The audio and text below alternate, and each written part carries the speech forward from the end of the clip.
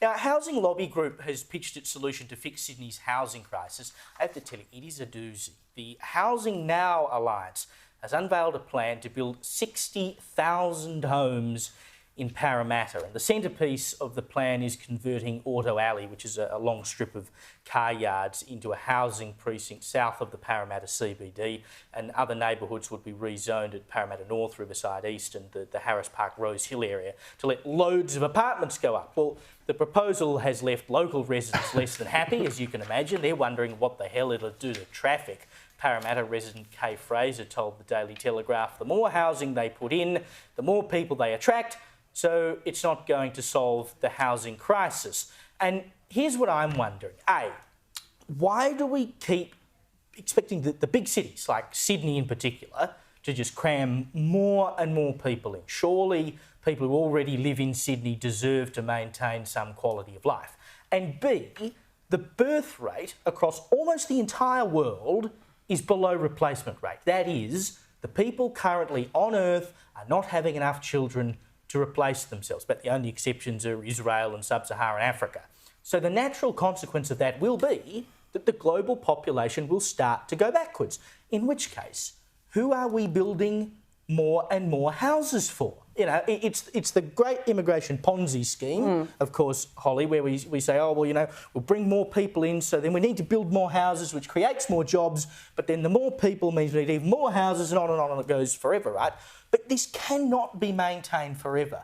Why do we expect cities like Sydney to keep bearing the brunt of this? I simply don't think it's fair. Well, New South Wales has always been colloquially referred to as Newcastle, Sydney, Wollongong, and that's because that is where all the development takes place. And Evia and Oberon, I'm pretty sure a tunnel underneath those Blue Mountains would be welcome and open up that whole Central West region really nicely and quite easily. You know, they managed to do it in Europe. But, you know, some of those areas like Auto Alley could be developed, but it has to be done with the right infrastructure in mind and in place and developed. But what drives me crazy is there are areas like Alexandria, Zetland, right on the border between Sydney City Council and Bayside, 800 metres, 500 metres from the Mascot train station. And because Clover Morse, the Mayor of Sydney, still thinks we build Victor lawnmowers in these areas, she refuses to allow them to be zoned as residential. So they're still zoned for employment. But the problem is the only employment that's being built there are data centres where no one works. Yes. So they're just these big empty data centres, you know, not empty. No, there's stuff going on there. Lots of power being sucked from the system, but not manpower. And so, you know, we need to look at this from a more holistic way. Where are we going to put everybody? Where can we develop further? We need to think further afield than Newcastle, Sydney, Wollongong. And then we need to put the infrastructure in that goes with it. But at the moment, it's all ad hoc. There's too many layers of government, too much red tape, and every time anyone turns around, you get either a random apartment building, no employment around it, and no access to transport. Then if you go to Sydney City Council, Clover won't let you put a car park in because she wants everyone on their bikes. Like, it's just mental. The whole thing is... But that's why Parramatta is so awesome. Like, Parramatta is a huge CBD. It is not just an outer suburb of Sydney anymore. No. It hasn't been for decades.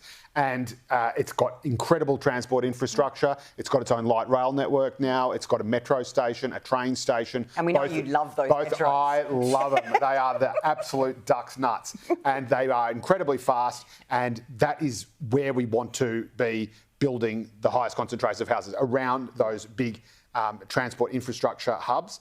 And the reason why we are bringing people in is because we need them to fill the jobs that we need people to do, like aged care workers is a big one. But what's going to happen when the population starts declining? Because naturally it's going to. Unless people start having loads more kids across the entire face of the planet. I think we've got a while till that happens. Sure, we've got a while till it happens, but there's going to be a bubble that bursts at some point. Well, we're not... Huge bubble. Australia isn't in control of the entire global population, but as long as we have skills shortages, we will be giving skilled migrants visas to come here and work. And one of the biggest cohort I think that we've got coming in the near term is, despite all the terrible things that have been said about the Indian community recently, but is people from India where we have shared qualifications, so we know that their qualifications largely match ours, so we can get medical professionals that we've got a shortage of, especially in the regions, which is of course where we're talking about, you know, bearing some of the heavier lifting for the migration load. And building housing as well, because we've got a shortage. Part of the reason why we can't build all the houses we need and why we're not going to meet the target is because we don't have enough skilled workers in Australia. And we're trying to do that as well, like they do with free TAFE and everything, and trying to get as many apprentices as we can. But there's a massive problem with retention in apprenticeships. People are starting them and just not finishing them. About 50%, I think, don't even finish. And so we need people, we need human beings to fix things, to build things, to take care of our elderly population. And if we can't get them here, we have to get them from somewhere else. That is But we've imported 1 million people in the last couple of years. That's a lot. Like yeah, we've gone from. We've got to make sure it's the right number. But that's ridiculous. Most of them are at Sydney Uni. That's a backlog. That's right. That's a backlog. So there's different types of migration as well. You've also got to take into account that those people, you bring them in because you need to fill the worker shortages, right? But they eventually become old and need these services as well. And over their lifetime have contributed less into the tax pot than someone. But that million figure that you just quoted, hundreds of thousands of those are international students who are coming here, paying, contributing to the GDP, because it's our third or fourth biggest export, and then going home. Yes, they're lining the pockets of big universities. Look, let's just give them 60,000 dog boxes and I'm sure they'll be happy.